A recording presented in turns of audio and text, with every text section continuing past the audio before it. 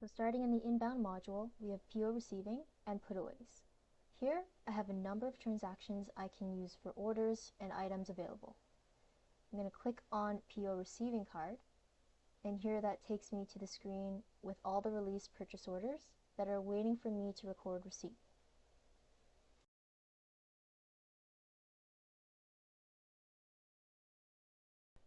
Here we also have the option to scan purchase orders and item names, and whenever we have item names and PIN codes, we can scan them. So let's try scanning a purchase order here, and then we'll see all the items displayed. And when I choose an item or a line, if it's a traceable item, that will be indicated here for the user, and we can see that it includes the item number, line information, basic information about the particular item, and everything else. So we can also see the bin here, or container. It's whatever handling unit that you have set up. And when you set up the location, you'll define the default bin for receiving, and then that automatically defaults in this line here. So if you have multiple bins under the receiving zone, we can also edit it from here. And then now let's say I'm entering some quantities in. So let's say, for example, 25, and then I'm going to enter and use this item as one with the expiry date. So we'll choose one here. So I have two options here. I can either auto-generate the lot ID number, or I can scan the lot ID that I already have. So I'm going to start with that. Let's scan our existing lot ID here. And what that will do is it's going to update our system with all that information I've already entered onto that lot ID.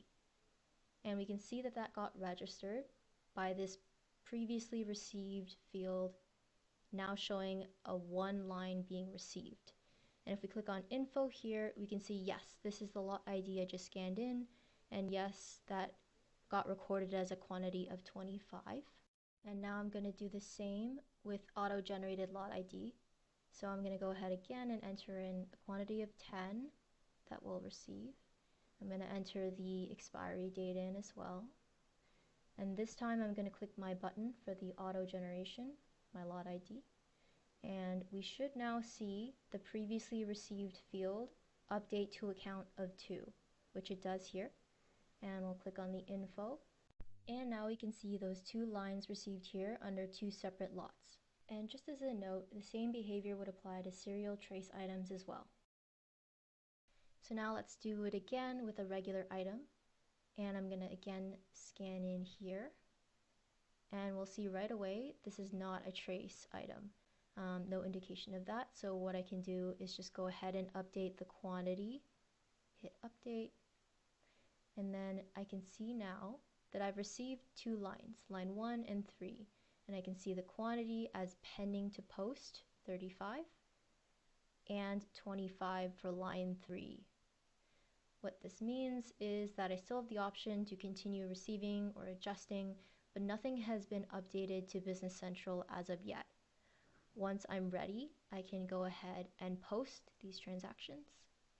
And now Business Central will have all the transactional data entered and visible in real time. And I get confirmation with my receipt ID.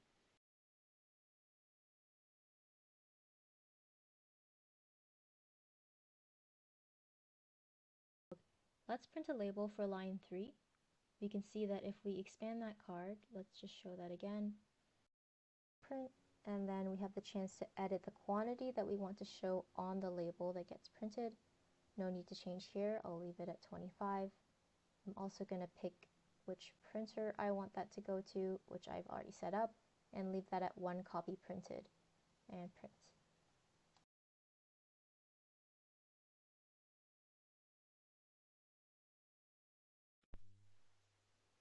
Another feature I'll show you here is capturing picture attachments for any purchase order. So to do that, I'll expand the PO that I want to attach an image to.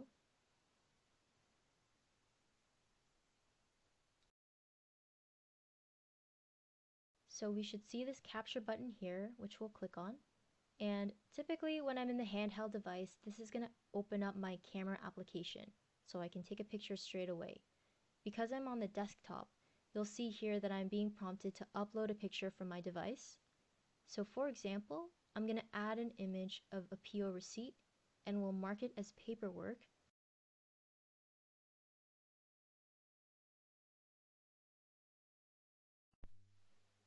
And I'll add a short description here and hit save.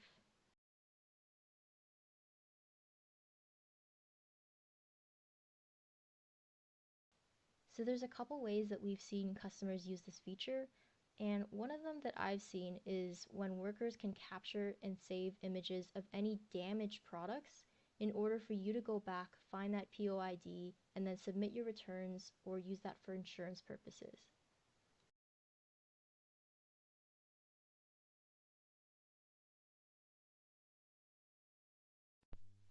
Next, let's move on to PO putaway. So in this module, again, as a reminder, everything's updated to the system. So this list here is all the items that are in the staging area. So I've received them, but they haven't yet been put away. So I'm going to go ahead and choose the item that we just used by scanning the lot ID.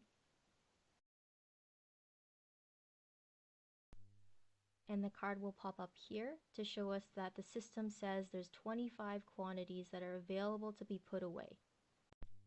And I can do a partial put away if I only want to put away, let's say 5 or 10, or I can just do the full put away of 25. You'll notice as well that RF Plus is suggesting where I should put these goods away to. That's in the to bin location field. And if I click on the edit button here, I can see all the other options for different locations I could put this good away to, and I can override the system with that. And this suggestion is just based on some simple predefined logic that you can set up using our default putaway templates for Business Central. We have also done a webinar for this in the past, so I'd highly recommend you check that out in the description below.